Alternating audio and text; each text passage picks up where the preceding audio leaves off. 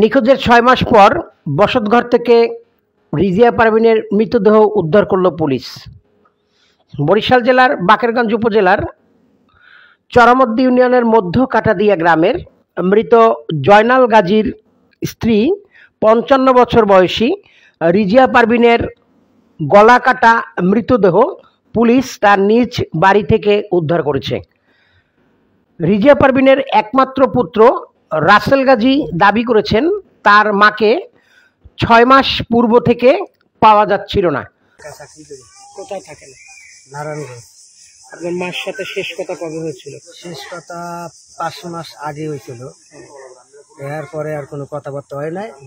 কয়েকদিন পরই মোবাইল বন্ধ করে। আচ্ছা, তার মোবাইল বন্ধ করে ৫ মাস আপনি দেশে একবারও আসেন না? কেন? এই জায়গায় আসিনি আমি।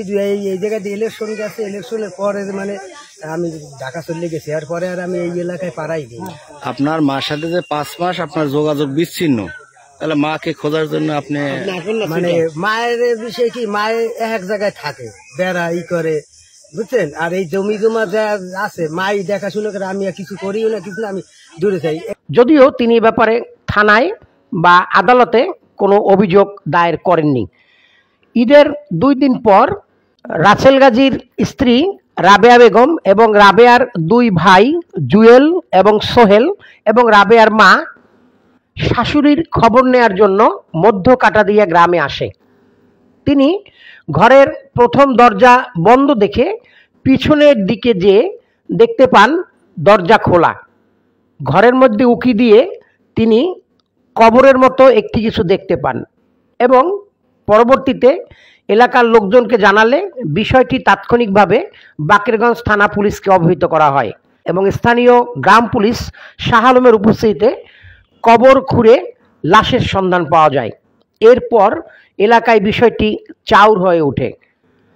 গতকাল সরজমিনে তদন্ত করতে গিয়ে এলাকার একাধিক ব্যক্তির সাথে আলাপ করে জানা গেছে রিজিয়া পারভিন অত্যন্ত ভালো মনের একজন মানুষ ছিলেন। সে কখনো বোনের বাড়ি, কখনো ভাইয়ের বাড়ি তিনি বেড়াতেন। রিজিয়া পারভিন অনেক সম্পত্তির মালিক।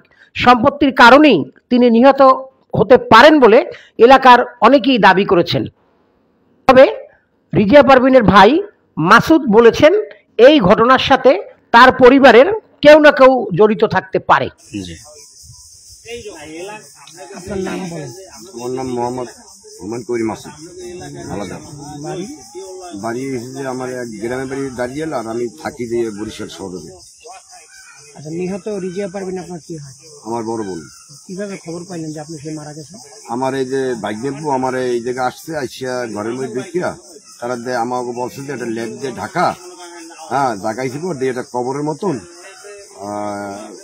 এই কইতে পারি। আমরা তো কি কো তুমি আপনার ভাগ্নে এবং ভাগ্নে বউ? হ্যাঁ ভাগ্নে বউ কোস, ভাগ্নে বউ বলছে। ভাগ্নে বউ ফোন দিয়ে বলছে যে এই ঘটনা আমার ফোন দেন, আমার ওয়াইফের ফোন দিচ্ছে। আচ্ছা, ফোন দিয়ে কইতেছে যে এই ঘটনা। তারা কিভাবে জানলো? হ্যাঁ এই বলে দেখছে এই জায়গায়। ঠিক আছে, তারা ঘরে ঢুকিয়া দেখছে যে এই ঘটনা, যে আমরা এই জায়গায় ইটি করছে, আফার এই পরি রয়েছে, বোরখা পরি রয়েছে, কাপড় পরি রয়েছে, এরপর ওই জোতা দোড়া জাল ইটের খাড়ের ইটের ই করে নিয়ে সুন্দরভাবে। ঠিক আছে। আচ্ছা, আপনার ভাগ্নে এবং ভাগ্নে বউ জানে ৫ মাস যাবত তার নিখোঁজ, তা সে হঠাৎ করে ৫ মাস পর এসে কিভাবে জানলো এই ঘরেই লাশ আছে? এটা সৃষ্টিকর্তা জানে, এটা তো আমি জানি না। আচ্ছা, তারপর আসছেন আপনি? হ্যাঁ, তারপর আমার ফোন দেওয়ার পর আমার বোন টানে আমার রাও লাগে। ঠিক আছে, আমি দৌড়িয়ে এই পড়ছি।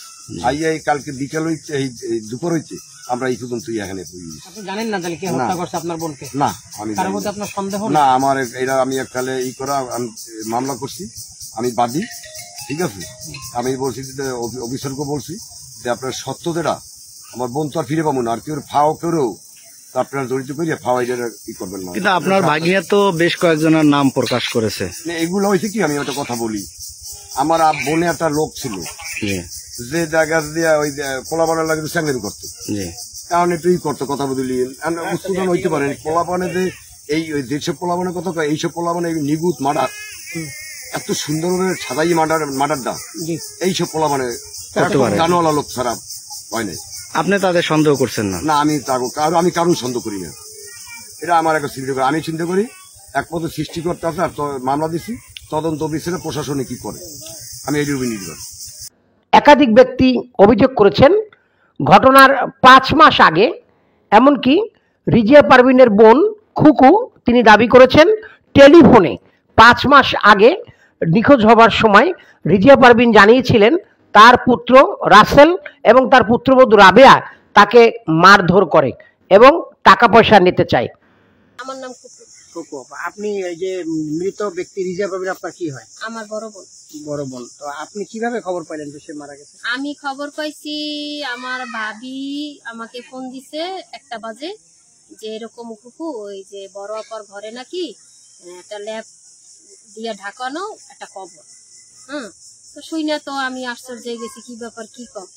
হ্যাঁ, আমি বললাম কে বলছে? রাসেলের বউ বলছে। রাসেলের বউ শুনলো কোত্থেকে? রাসেলের বউটা কি সকালে আসছে। আচ্ছা। আয়শা আমার ভাবিকে ফোন দিছে যে এরকম মামি আমরা এখানে আসছি, তো মা আপনারা কি আসবেন? তো আমার ভাবি বলছে যে এখন আর কি হয়েছে, সে কয় যদি তোমরা কোনো কুলু দেখো বা কোনো কেউ কাছে কোনো খবর পাও তাইলে আমাদের জানাইও, তাইলে আমরা আসুন। তো বলছে যে ঠিক আছে। কতক্ষণ পর আবার ফোন দিছে, ফোন দিয়ে আমার ভাবি বলছে যে এরকম আমরা ঘরের ভিতরে ঢুকছি, ঢুকিয়া দেখি যে একটা ল্যাব দিয়ে ঢাকা লাকড়ি লুকড়ি থয়, সরাইয়া দেখি যে একটা কবর। এখন আমার সন্দেহ হয় আবার হয় না, ঠিক আছে?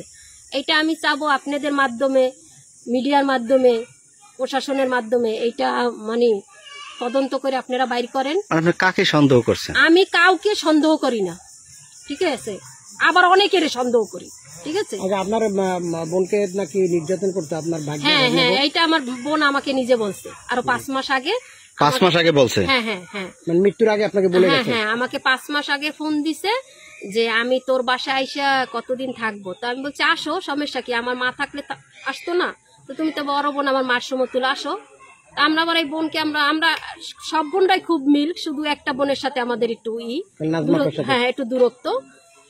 তো এই জন্য আমি আবার এই বোনকে, মা মারা যাওয়ার পর, কারণ বড় বোনই তো মা, হ্যাঁ, তো মার মতন দেখতে আমার বোনে বলছে যে আমি আসবো তোর বাসায়। তো আমি বলছি আসো। তো বলছে যে ঠিক আছে খুকু, আমারে তো রাসেল অনেক মারধর করে, তুই এই কথাটা মাসুদকে বলবি না। তাই আমি বলছি কেন? কয় না মাসুদকে বলবি না, তাইলে মাসুদ যদি ওরে মারে, যে আমার বোনের গাতি হাত তুলস্কা। হ্যাঁ, তারপর না, তাই আমার ভাবির বাসায় আবার আমার ভাই বনে গেছে, তো ব্যথায় আমার বোনের লড়াইতে। ভাবি এবার জিজ্ঞেস করছে যে তোর এই জায়গায় ব্যথা কিসের আপা? কয় না এমনি। কয় না তুমি কত কি লাগে তোমার পিঠ ব্যথা করো? কয় কি আমার রাসেল মারছে, তোর আড্ডা ধরি, তুই মাসুদ রে কবি না। আমার ভাইয়ের বউরও একই কথা বলছে, ঠিক আছে? তো আমি রাসেল রে ফোন দিই, ও সহজে আমাদের ফোনটাও ধরে না, যাও ধরে মানে ওর কথা কইয়েই ও কাইটা দেয়। তো আমি রাসেলে বলতে চাইছিলাম যে তোর মায়ের তুই টাকা পয়সা দাও না কিসের জন্য, হ্যাঁ ই করে। তো বলে যে আমি তো দিই, তো দিলে আবার তোর মা কষ্ট করে। এই সূত্রে আমি রাসেলকে সন্দেহ করি, এটা বলি নাই। আমি বলতেছি রাসেল মারধর করতে, আমার বোন আমার কাছে অভিযোগ দিচ্ছে। এই হত্যাকাণ্ডের কি আপনি বিচার চান? হ্যাঁ অবশ্যই, এতে রাসেল হোক, রাসেলের বউ হোক, আমি হই, আমার ভাই হোক, বোন হোক, ভাই হোক, তারে আইনের আওতা আনবেন এবং তার ফাঁসির আবেদন জানাই। প্রত্যক্ষদর্শীর বরাত দিয়ে আরও জানা গেছে রিজিয়া পারভিন এলাকায় একজন দিনদার ব্যক্তি হিসাবেই তিনি ছিলেন এবং তিনি তালিমি আমল করতেন। তিনি হিন্দু বাড়িতে বসবাস করতেন, রাতে এসে তিনি সেখানে ঘুমাতেন এবং রিজিয়া পারভিনের জায়গা সম্পত্তি যা রয়েছে তা তিনি দেখভাল করতেন। আমাদের শেষ দেখা হয়েছে মনে করেন 4-5 মাস আগে।